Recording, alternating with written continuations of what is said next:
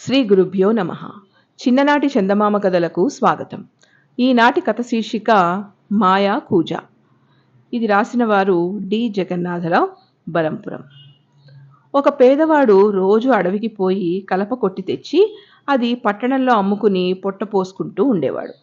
అతను ఎంత శ్రమపడినా రోజుకి 3 అణాల కంటే ఎక్కువ రాబడి వచ్చేది కాదు. ఆ 3 అణాల డబ్బులతో కుటుంబ పోషణ జరగకపోయేసరికి అతనికి విరక్తి వచ్చింది. చివరకు ఒకనాడు ఆ స్థలం విడిచిపోవాలని నిర్ణయించుకుని అతను ఒక నాటుదారి పట్టాడు. పోగా పోగా కొంతసేపటికి అతనికి ఆకలేసింది. కానీ చేతిలో ఒక్క పైసా లేదు. ఎవరు ఆదరిస్తారు? మరికొంత దూరం పోయేసరికి ఒక మైదానం కనపడింది. ఆ మైదానంలో కొంతమంది సిపాయిలు కవాతు చేస్తూ బుధవారం కాదు గురువారం, గురువారం కాదు బుధవారం, రైట్ లెఫ్ట్ రైట్ లెఫ్ట్ అని అడుగులు వేస్తున్నారు. కట్టెలవాడు వాళ్ళ కవాతుని అబ్బురంగా చూస్తూ నిలబడిపోయాడు. కొంతసేపటికి సిపాయిల కవాతు పూర్తయింది. వాళ్ళు భోజనాలకు కూర్చున్నారు. కానీ ఒక్కళ్ళు కట్టెలవాడిని రమ్మనలేదు, పొమ్మనలేదు. వానికి కడుపులో ఎలుకలు పరిగెడుతూ ఉండడం చేత తనంతట తానే పోయి ఒక విస్తరి ముందు కూర్చున్నాడు. అతను తిండి తింటున్నంతసేపు సిపాయిలు ఏమీ అనలేదు గాని తీరా లేచిపోబోయేసరికి వాళ్ళు, అబ్బాయి, అలా పోవటానికి వీల్లేదు. మా తిండి తిన్నందుకు సరిపడేటట్టు పని చేసి మరీ పోవాలి అన్నారు. అందుచేత వాళ్లతో పాటు బుధవారం కాదు గురువారం, గురువారం కాదు బుధవారం, రైట్ లెఫ్ట్ రైట్ లెఫ్ట్ అంటూ కవాతు ప్రారంభించాడు. రాత్రిపూట వాళ్ల మకాంలోనే పడుకుని తెల్లవారగానే మళ్ళీ పోయి వస్తాను అన్నాడు. ఇప్పుడు కూడా వాళ్ళు పోనివ్వలేదు. అబ్బాయి, మా తిండి ఎవరైతే తింటారో వాళ్ళు కనీసం 5 ఏళ్ల వరకైనా మా సేవ చేస్తూ ఉండాలి. ఒక్కొక్కప్పుడు 25 ఏళ్ల వరకు కూడా ఉండిపోవాల్సి వస్తుంది. ఇది మా నియమం అని చెప్పాడు. వాళ్ల తిండి తిన్నందుకు చచ్చినట్టు ఆ కట్టెలవాడు సిపాయిలతో పూర్తిగా 5 ఏళ్ల పాటు ఉండిపోయి వాళ్ళని సేవించుకున్నాడు. గడువు తీరటంతోటే అతను సేనాధిపతి వద్దకు వెళ్ళి సెలవిప్పించమని అనేసరికి సేనాధిపతి అతని సేవకు మెచ్చుకుని ఒక పటక, ఒక పిల్లను గ్రోవి, ఒక చొక్కా, ఒక లోహపు కూజ, ఈ 4 బహుమతి చేశాడు. వాటితో మళ్లీ తన పూరి గుడిసె చేరుకుని మునుపటి వల్లేనే కట్టెల వృత్తి సాగించనారంభించాడు. ఒక రోజున తను సంపాదించుకొచ్చిన బహుమతుల సంగతి జ్ఞాపకం రాగా వాటిల్లో పటకా తీసి నడుంకి పెట్టుకుని మామూలుగా అడవికి వెళ్ళాడు. ఈ రోజున కూడా ఎప్పటి వలె 3 అణాలు మాత్రమే రాబడి వచ్చింది. ఇందుకు విచారిస్తూ ఆ 3 అణాలు పటకా సంచిలో పడవేసుకొని అతను ఇల్లు చేరుకున్నాడు. తర్వాత బజారుకు పోయి తన పటకా సంచిలో ఉన్న 3 అణాలలోనూ 1 అణ దుకాణదారుడికి ఇద్దామని తీయబోయాడు. తీరా చూసేసరికి 3 అణాలకు బదులు 3 వరహాలు ఉన్నాయి. ఈ మార్పుకి అతను నిర్ఘాంతపోయి మాట్లాడక చల్లగా ఇంటికి మరలిపోయాడు. మరునాడు యథాప్రకారం కలపమోపుకు మామూలుగానే 3 అణాలు వచ్చింది. పటకా సంచిలో వాటిని పడవేసి తిరిగి తీసేసరికి మళ్లీ 3 వరహాలున్నాయి. ఈ కీలకమంతా తను ధరించిన పటకాలోనే ఉన్నదని అతను గ్రహించాడు. ఏ రోజుకా రోజు అతను పటకాలో పడవేసే 3 అణా కాసులు 3 వరహాలుగా మారిపోతున్నాయే. ఇక శ్రీమంతుడు కావడానికి లోటే ఉంది. అతను కొద్ది కాలంలోనే కోటీశ్వరుడు అయిపోయాడు. కొన్నాళ్లకు కట్టెలవాడు కాలం చేయగా అతని కుమారుడు ఈ వృత్తి సాగిస్తూ వచ్చాడు. కుర్రవానికి కూడా మోపుకు 3 అణాలు మాత్రమే వచ్చేది.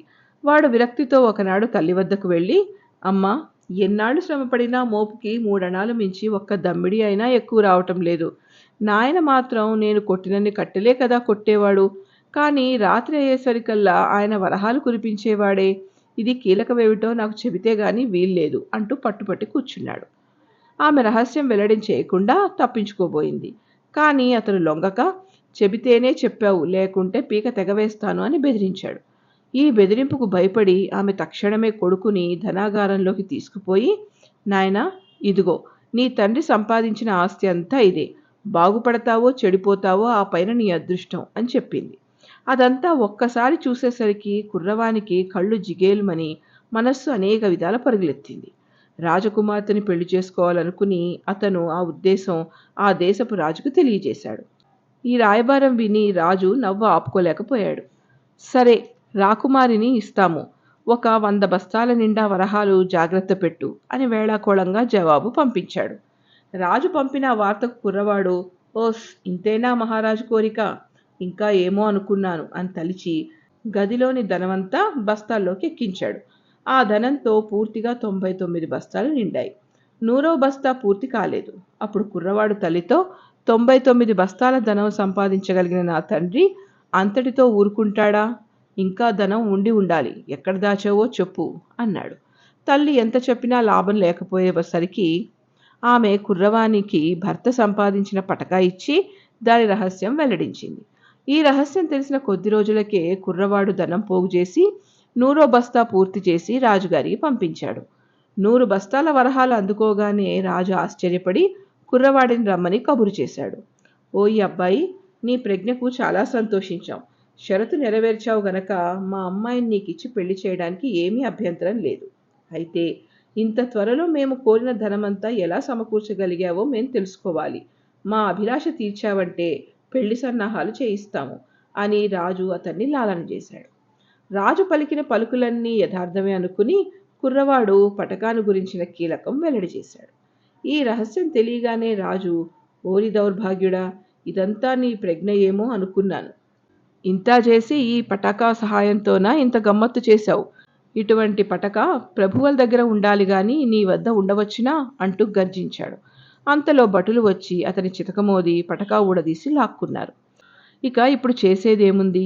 దేవుడా అంటూ ఇంటికి మరలి తనకు కలిగిన పరాభవాన్ని గురించి తల్లితో చెప్పుకుని ఏడ్చాడు. కుర్రవాని గోల భరించలేక ఆమె భర్త దాచి ఉంచిన వస్తువుల్లో పిల్లను గ్రోవి పట్టుకువచ్చి, నాయనా, ఈ పగిలిపోయిన పిల్లను గ్రోవి మాత్రమే మనకు మిగిలి ఉన్న ఆస్తి. ఇది తీసుకుపో. బాగుపడినా చెడిపోయినా నీ అదృష్టం అని చెప్పింది. దీని మహిమ ఏమిటో చూద్దామని నోటిలో పెట్టుకుని ఒక్కసారి ఊదేసరికి ఒక సిపాయి వచ్చి ఎదుట నిలబడ్డాడు. మళ్లీ ఊదినప్పుడల్లా ఒక్కొక్క సిపాయి ప్రత్యక్షమవుతూ ఉండేసరికి ఈ మహిమ చూసి అతను సంతోషించాడు. ఇలా ఆ కుర్రవాడు అనేక మంది సిపాయిలను సృష్టించేసరికి రాజ్యమంతా సైన్యంతో నిండిపోయింది. ఈ వార్త రాజుకు తెలిసి కట్టెలమాని కొడుకుకి కబురు పెట్టాడు. అబ్బాయి, నువ్వు ఇంత గొప్పవాడివని మాకు తెలియకపోయింది. ఈసారి మా అమ్మాయిని నీకు తప్పకుండా పెళ్లి చేస్తాం. అయితే నీకు ఈ సేన ఎలా సమకూరిందో ఆ కీలకం మాకు చెప్పాలి అని పొగిడేసరికి కుర్రవాడు ఉబ్బిపోయి పిల్లను గ్రోవిని గురించిన రహస్యం వెల్లడించేశాడు. ఈ రహస్యం తెలియగానే రాజు మునుపటి వలెనే కుర్రవాడిని గద్దించి వారిని మెత్తగా తన్నించి పిల్లను గ్రోవి లాక్కున్నాడు. మళ్ళీ కుర్రవాడు ఏడుస్తూ తల్లి వద్దకు వచ్చి చెప్పుకోగా ఆమె జాలి తలిచి భర్త విడిచిపోయిన బహుమతి వస్తువులలో 3వదైన చింకి చొక్కా ఇచ్చి, ఇదే ఉన్నది నాయనా, నీ అదృష్టం ఎలా ఉంటుందో చూసుకో అన్నది. ఆ చింకి చొక్కా చిత్రమేమిటో చూద్దామని కుర్రవాడు తొడుక్కునేసరికల్లా తన మనస్సులోని ఉద్దేశం ప్రకారం రాజుగారు కోటలో ఉన్నాడు. కోటలోకి వెళ్ళి చొక్కా తీసివేసేసరికల్లా ఇంట్లో ఉన్నాడు. మళ్ళీ చొక్కా వేసుకున్నాడు. తక్షణమే కోటలో ప్రత్యక్షమయ్యాడు. ఈ కీలకం తెలిసిన తర్వాత ఇక ఆలస్యం చేయకూడదని తలిచి చరచరా రాకుమారి అంతఃపురంలోకి పోయి ఆమెని పలకరించిపోయాడు. ఇలా రోజు అతను ఆమె వద్దకు వస్తూ పోతూ ఉండేసరికి రాకుమారి భయపడి ఒకనాడు ఈ సంగతి తండ్రితో వెల్లడించింది. అప్పుడు రాజు ఈ మహిమగల చొక్కాను కాజేయడానికి ఒక సేవకుని నియమించాడు. ఆ సేవకుడు కన్నముగల ఒక పెట్టెను రాకుమారి గదిలో పెట్టించి అందులో తను దూరి కూర్చున్నాడు. ఈసారి కుర్రవాడు వచ్చి చొక్కా విప్పి అక్కడ పెట్టగానే యుక్తిగా వాడు ఆ చొక్కాను కాజేశాడు. ఇంతలో రాకుమారి గోల చేసేసరికి కోటలోని పరివారం అతని చుట్టుముట్టి మునుపటి కంటే ఎక్కువగా తన్ని వదిలిపెట్టారు. అతను చచ్చి చెడి తప్పించుకుని సిగ్గుతో తల్లి వద్దకు వచ్చి, బుద్ధి వచ్చింది, క్షమించు అంటూ ప్రాధేయపడ్డాడు. కుమారుని అవస్థ చూసి ఆమెకు కడుపు కరిగిపోయింది. తన భర్త సంపాదించిన బహుమతిలో ఆఖరిదైన కూజ కొడుకు చేతికి ఇచ్చింది. నాయనా, మన ఆస్తిలో ఇదే కడపటిది. నీ గీత ఎలా ఉంటుందో చూసుకో అన్నది. ఆ కూజా పట్టుకుని అతను రివ్వున పొలాలలోకి పారిపోయాడు. పోయి తన కూజా పక్కన పెట్టుకుని ఒక పర్వతం దిగున కూర్చున్నాడు. వెంటనే ఒక దివ్యమైనటువంటి తోట కనపడింది. ఆ తోట రకరకాల ఫలజాతులతో నిండి ఉంది. ఆ చెట్ల పళ్ళు చేతికి అందుతూ ఉన్నాయి. తన దగ్గర ఉండే ఒక చెట్టు నుంచి ఒక రేగుపండు తుంచి తినబోయాడు. అది గొంతు దిగిందో లేదో అతని తల మీద 2 గొర్రె కొమ్ములంటువంటివి మొలకెత్తాయి. ఏమీ తోచక అతను చెయ్యి చాచి మరో చెట్టు నుంచి జామపండు వంటిది తీసుకుని తినబోయాడు. అది నోటికి తగలడంతోటే అతను ఒక గాడిద స్వరూపం పొంది గాడిద అరుపులు అరవడం ప్రారంభించాడు.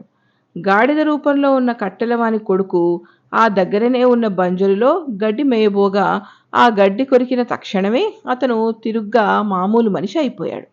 ఈ విధంగా మార్పులు కలిగిన తర్వాత అతను ఆ ఫలాలు, ఆ గడ్డి, ఆనవాలు పెట్టుకుని రకానికి కొంచెం తీసుకుని జేబులో నింపుకున్నాడు. ఒక యోగి వేషంలో దైవ ప్రార్థనలు చేసుకుంటూ అతను పోతూ ఉండగా 10 మంది కలిసి ఆ యతీశ్వరుని వద్ద ఏమైనా మహత్తు ఉన్నదేమో తెలుసుకుని మేలు పొందుదామనే ఆశతో గుమికూడారు. ఒక చెట్టు కింద యతి బస ఏర్పాటు చేసుకుని వాళ్లకు ఉపదేశం చేయడం ప్రారంభించాడు. ఆ శిష్యులలో తనను హింసించిన రాజభటులు కూడా ఉన్నారు. వాళ్లకు తన పైన నమ్మకం కుదిరినట్టు కనిపెట్టి ఒక్కొక్కళ్లకు ఒక్కొక్క రేగిపండు ఇచ్చి తినమన్నాడు. వాళ్ళు ఆ పళ్ళు తినగానే తలపైన గొర్రె కొమ్ములు మొలవడం ప్రారంభించాయి. ఆ శిష్యులు 10 మంది యతీశ్వరుని కాళ్లపై పడి, మహాత్మా, ఏ పాపమూ ఎరుగని మాకు ఇటువంటి కఠిన శిక్ష విధించారేమిటి? దయ ఉంచి కొమ్ములు పోగొట్టండి అంటూ బతిమాలాడు. అయితే మీరు నన్ను కొట్టి నా వద్ద నుంచి లాక్కున్న పటక, పిల్లన గ్రోవి, చింకి చొక్క నాకు పట్టుకు వచ్చి ఇవ్వండి. రాజు వాగ్దానం ప్రకారం రాకుమారికి నాకు పెళ్లి ఏర్పాటు చేయండి అన్నాడు. అప్పుడు వారు, ఓహో, ఈ యతీశ్వరుడు ఫలానా కదా అని చెప్పి గుర్తించారు. గత్యంతరం లేక ఆ పరిచారికలు వెంటనే కోటకు పోయి రాజుతో దెబ్బలాడి కట్టెలవాని కొడుకు వద్ద అన్యాయంగా లాక్కున్న 3 వస్తువులు తిరిగి పట్టుకువచ్చి అతనికి ఇచ్చివేశారు.